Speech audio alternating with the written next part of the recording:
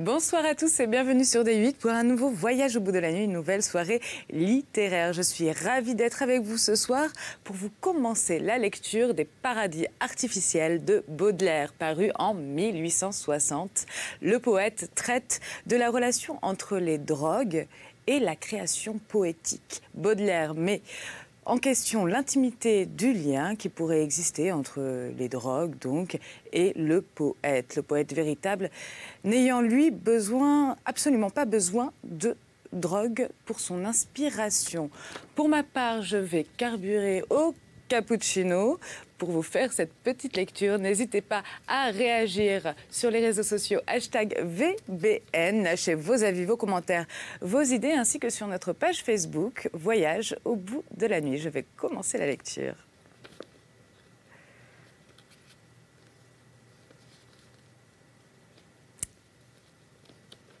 La pipe d'opium.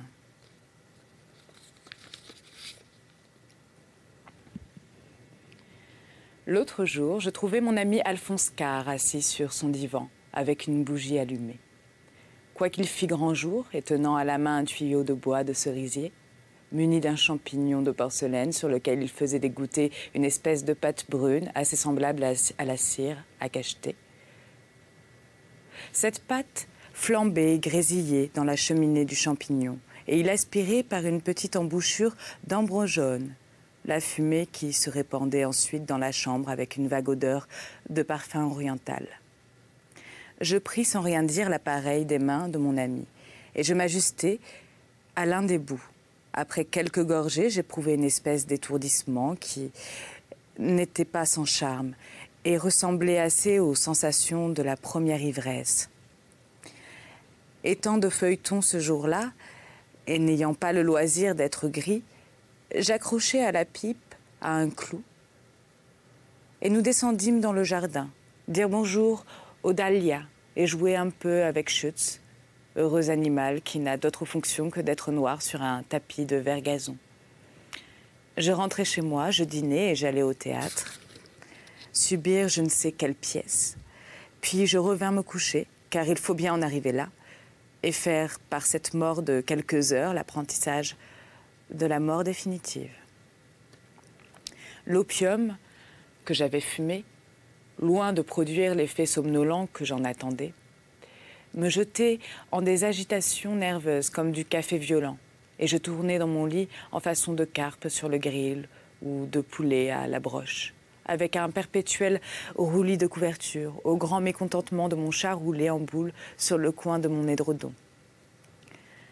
Enfin, le sommeil, longtemps imploré, ensabla mes prunelles de sa poussière d'or. Mes yeux devinrent chauds et lourds. Je m'endormis. Après 1 ou 2 heures complètement immobile et noire, j'eus un rêve.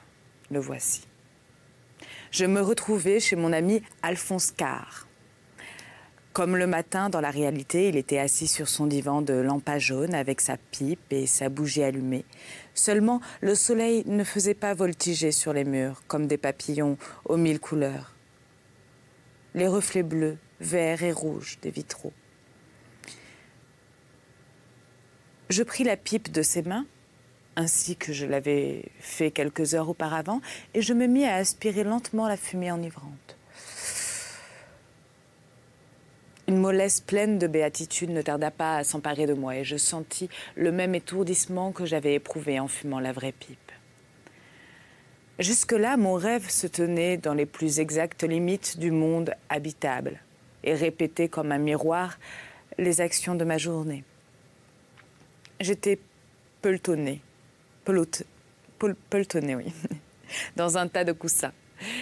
Et je renversais paresseusement ma tête en arrière pour suivre en l'air les spirales bleuâtres qui se fondaient en brume douate après avoir tourbillonné quelques minutes. Mes yeux se portaient naturellement sur le plafond, qui est d'un noir ébène, avec des arabesques d'or. À force de le regarder avec cette attention extatique qui précède les visions, il me parut bleu, mais d'un bleu dur, comme un des pans du manteau de la nuit. « Vous avez donc fait repeindre votre plafond en bleu » dit Jacquard, qui, toujours impassible et silencieux, avait embouché une autre pipe et rendait plus de fumée qu'un tuyau de poêle en hiver ou qu'un bateau à vapeur dans une saison quelconque. « Nullement, mon fils, » répondit-il en mettant son nez hors du nuage. « Mais vous m'avez furieusement la mine de vous être à vous-même peint l'estomac en rouge, au moyen d'un Bordeaux, plus ou moins Laffitte. Hélas, que ne dites-vous pas la vérité? Que ne dites-vous la vérité? Mais je n'ai bu qu'un misérable verre d'eau sucrée, où toutes les fourmis de la terre étaient venues se désaltérer, une école de natation d'insectes. Le plafond s'ennuyait apparemment d'être noir. Il s'est mis en bleu. Après les femmes, je ne connais rien de plus capricieux que les plafonds. C'est une fantaisie de plafond. Voilà tout. Rien n'est plus ordinaire. Cela dit, K rentra son nez dans le nuage de fumée, avec la mine satisfaite de quelqu'un qui a donné une explication limpide et lumineuse. Cependant, je n'étais qu'à moitié convaincue et j'avais de la peine à croire les plafonds aussi fantastiques que cela.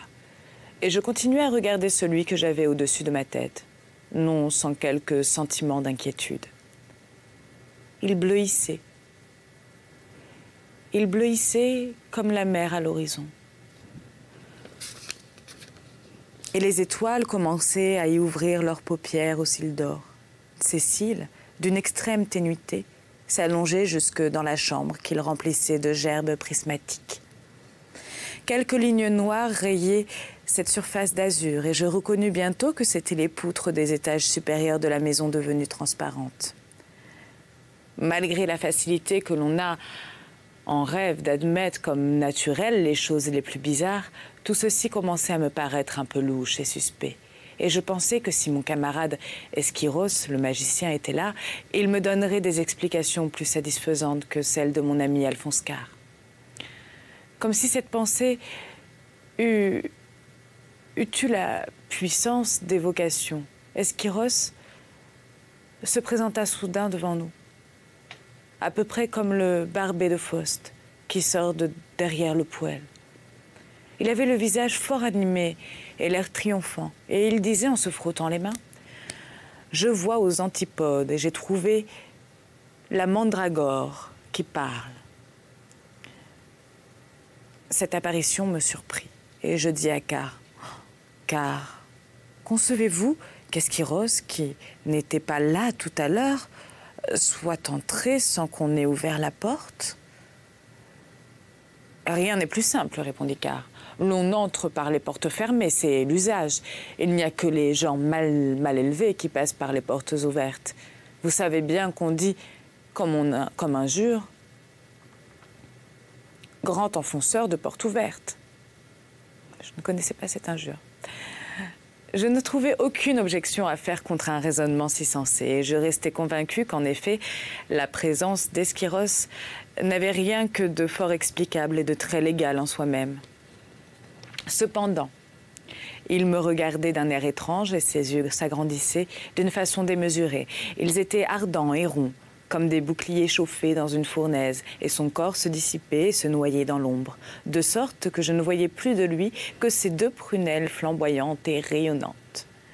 Des réseaux de feu et des torrents d'effluves magnétiques papillotaient et tourbillonnaient autour de moi, s'enlaçant toujours plus inextricablement et se resserrant toujours. Des fils étincelants aboutissaient à chacun de mes pores et s'implantaient dans ma peau, à peu près comme les cheveux dans la tête. J'étais dans un état de somnambulisme complet. Je vis alors des petits flocons blancs qui traversaient l'espace bleu du plafond comme des touffes de laine emportées par le vent ou comme un collier de colombes qui s'égrènent dans l'air. Je cherchais vainement à deviner ce que c'était quand une voix basse et brève me chuchota à l'oreille avec un accent étrange. « Ce sont des esprits !» Les écailles de mes yeux tombèrent, les vapeurs blanches prirent des formes plus précises, et j'aperçus distinctement une longue file de figures voilées qui suivaient la corniche de droite à gauche avec un mouvement d'ascension très prononcé, comme si un souffle impérieux les soulevait et leur servait d'aile. À l'angle de la chambre, sur la moulure du plafond, se tenait assise une forme de jeune fille enveloppée dans une large draperie de mousseline. Ses pieds entièrement nus pendaient nonchalamment, croisés l'un sur l'autre. Ils étaient du reste charmants, d'une petitesse et d'une transparence qui me firent penser à ces beaux pieds de jaspe qui sortent si blancs et si purs de la jupe de marbre noir de l'Isis antique du musée. Les autres fantômes lui frappaient sur l'épaule en passant et lui disaient « Nous allons dans les étoiles. Viens donc avec nous. » L'ombre aux pieds d'albâtre leur répondait « Non, je ne veux pas aller dans les étoiles. Je voudrais vivre 6 mois encore. » Toute la file passa et l'ombre resta seule, balançant ses jolis petits pieds, frappant le mur de son talon nuancé d'une teinte rose, pâle et tendre comme le cœur d'une clochette sauvage, quoique sa figure fût voilée. Je la sentais jeune, adorable et charmante, et mon âme s'élançait de son côté, les bras tendus, les ailes ouvertes. L'ombre comprit mon trouble par intention ou sympathie et dit d'une voix douce et cristalline comme un harmonica. Si tu as le courage d'aller embrasser sur la bouche celle qui fut moi, et dont le corps est couché dans la ville noire, je vivrai 6 mois encore, et ma seconde vie sera pour toi. Je me levai et me fis cette question, à savoir si je n'étais pas le jouet de quelque illusion et si tout ce qui se passait n'était pas un rêve. C'était une dernière lueur de la lampe de la raison éteinte par le sommeil. Je demandai à mes 2 amis ce qu'ils pensaient de tout cela. L'imperturbable Carr prétendit que l'aventure était commune, qu'il en avait eu plusieurs du même genre, et que j'étais d'une grande naïveté de m'étonner de si peu. Esquiros expliqua, tout au moyen du magnétisme, « Allons, c'est bien, je vais y aller. Mais je suis en pantoufles. » Cela ne fait rien, dit Esquiros. Je pressens une voiture à la porte. Je sortis et je vis en effet un cabriolet à 2 chevaux qui semblait attendre. Je montai dedans. Il n'y avait pas de cocher. Les chevaux se conduisaient eux-mêmes. Ils étaient tous noirs et galopaient si furieusement que leurs croupes s'abaissaient et se levaient comme des vagues, et que des pluies d'étincelles pétillaient derrière eux. Ils prirent d'abord la rue de la Tour d'Auvergne, puis la rue Belfond, puis la rue Lafayette. Et à partir de là, d'autres rues dont je ne sais pas les noms. À mesure que la voiture allait, les objets prenaient autour de moi des formes étranges. C'étaient des maisons rechignées, accroupies au bord du chemin, comme de vieilles filandières, des clôtures en planches, des réverbères qui avaient l'air de gibber et à s'y méprendre. Bientôt, les maisons disparurent tout à fait et la voiture roulait dans la rase campagne. Nous filions à travers une plaine morne et sombre. Le ciel était très bas, couleur de plomb, et une interminable procession de petits arbres fluets courait en sens inverse de la voiture, des 2 côtés du chemin. L'on eût dit une armée de manches à balai en déroute. Rien n'était sinistre comme une immensité grisâtre que la grêle silhouette des arbres rayés de hachures noires.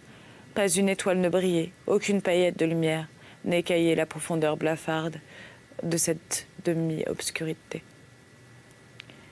Enfin, nous arrivâmes à une ville, à moi inconnue, dont les maisons d'une architecture singulière, vaguement entrevues dans les ténèbres, me parurent d'une petitesse à ne pouvoir être habitées. La voiture, quoique beaucoup plus large que les rues qu'elle traversait, n'éprouvait aucun retard. Les maisons se rangeaient à droite et à gauche comme des passants effrayés et laissaient le chemin libre. Après plusieurs détours, je sentis la voiture fondre sous moi, et les chevaux s'évanouirent en vapeur. J'étais arrivée. Une lumière rougeâtre filtrait à travers les interstices d'une porte de bronze qui n'était pas fermée. Je la poussai, je me trouvais dans une salle basse dallée de marbre blanc et noir et voûtée en pierre. Une lampe antique posée sur un socle de brèche violette, éclairée d'une lueur blafarde, une figure couchée, que je pris d'abord pour une statue comme celles qui dorment les mains jointes, un lévrier aux pieds, dans les cathédrales gothiques. Mais je reconnus bientôt que c'était une femme réelle. Elle était d'une pâleur exsangue, et que je ne saurais mieux comparer qu'au ton de la cire vierge jaunie. Ses mains mates et blanches comme des hosties se croisaient sur son cœur. Ses yeux étaient fermés et leurs cils s'allongeaient jusqu'au milieu des joues. Tout en elle était mort. La bouche seule, fraîche comme une grenade en fleurs, étincelée d'une vie riche et pourprée, et souriant, à demi comme dans un rêve heureux. Je me penchai vers elle, je posai ma bouche sur la sienne, et je lui donnai le baiser qui devait la faire revivre. Ses lèvres, humides et tièdes, comme si le souffle venait à peine de les abandonner, palpitèrent sous les miennes et me rendirent mon baiser avec une ardeur et une vivacité incroyables. Il y a ici une lacune dans mon rêve et je ne sais comment je revins de la ville noire, probablement à cheval sur un nuage ou sur une chauve-souris gigantesque. Mais je me souviens parfaitement que je me trouvais avec Car, dans une maison qui n'est ni la sienne ni la mienne, ni aucune de celles que je connais. Cependant, tous les détails intérieurs, tout l'aménagement m'étaient extrêmement familiers. Je vois nettement la cheminée dans le goût de Louis XVI, le paravent à ramages, la lampe à garde-vue vert et les étagères pleines de livres aux angles de la cheminée. J'occupais une profonde bergère à oreillettes. Et Car, les deux talons appuyés sur le chambranle, assis sur les épaules et presque sur la tête, écoutait d'un air piteux et résigné le récit de mon expédition, que je regardais moi-même, un rêve. Tout à coup, un violent coup de sonnette se fit entendre. Et l'on vint m'annoncer qu'une dame désirait me parler. « Faites entrer la dame, » répondis-je, un peu ému, et pressentant ce qui allait arriver. Une femme vêtue de blanc, et les épaules couvertes d'un mantelet noir, entra d'un pas léger et vint se placer dans la pénombre lumineuse projetée par la lampe. Par un phénomène très singulier, je vis passer sur sa figure 3 physionomies différentes. Elle ressembla un instant à Malibran, puis à celle qui disait aussi qu'elle ne voulait pas mourir, et dont le dernier mot fut « Donnez-moi un bouquet de violettes ». Mais ces ressemblances se dispersèrent, bientôt comme une ombre sur un miroir.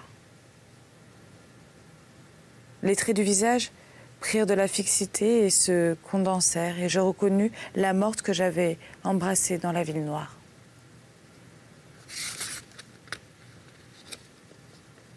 Sa mise était extrêmement simple, et elle n'avait d'autre ornement qu'un cercle d'or dans ses cheveux, d'un brun foncé tombant en grappes d'ébène le long de ses joues unies et veloutées.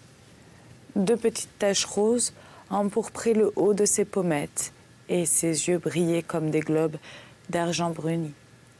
Elle avait du reste une beauté de camée antique, et la blonde transparence de ses chairs ajoutait encore à la ressemblance. Elle se tenait debout devant moi et me pria. Demande assez bizarre de lui dire son nom. Je lui répondis sans hésiter qu'elle se nommait Carlotta, ce qui était vrai. Ensuite, elle me raconta qu'elle avait été chanteuse et qu'elle était morte si jeune qu'elle ignorait les plaisirs de l'existence et qu'avant d'aller s'enfoncer pour toujours dans l'immobile éternité, elle voulait jouir de la beauté du monde, s'enivrer de toutes les voluptés et se plonger dans l'océan des joies terrestres, qu'elle se sentait une soif inextinguible de vie et d'amour. Et en disant tout cela avec une éloquence d'expression et une poésie qu'il n'est pas sans mon pouvoir de rendre, elle nouait ses bras en écharpe autour de mon cou et entrelaçait ses mains fluettes dans les boucles de mes cheveux. Elle parlait en vers d'une beauté merveilleuse.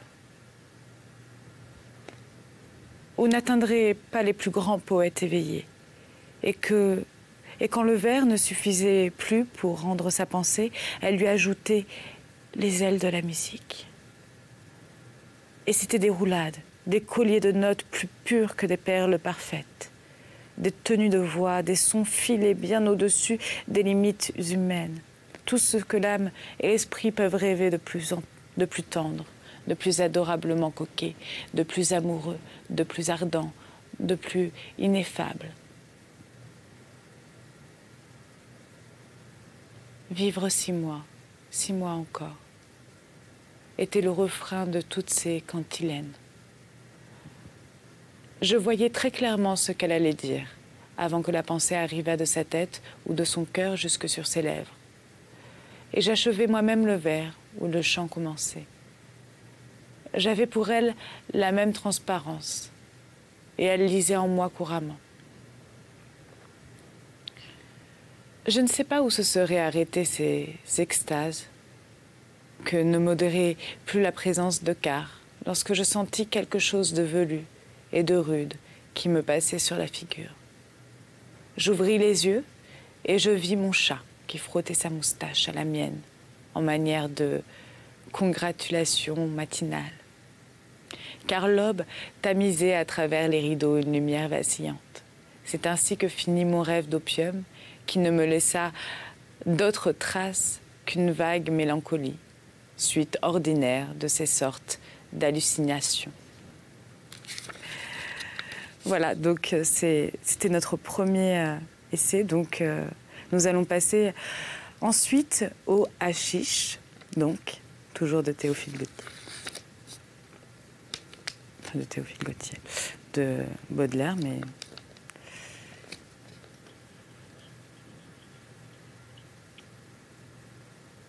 Donc, je vais vous retrouver après. Donc, mon réalisateur vient de me signaler que nous allons arrêter cette émission pour le moment. Je vous retrouve tout de suite pour la suite de la lecture de ce livre. N'hésitez pas à réagir sur les réseaux sociaux. #Voyage au bout de la nuit VBN. Je vais vous donner une petite citation avant de vous laisser. Moi aussi, je suis un petit peu dans les airs en ce moment. Ça doit être le cappuccino. Alors, les vices de l'homme sont la preuve de son goût pour l'infini. Seulement, c'est un goût qui se trompe souvent de route. Voilà, à tout bientôt.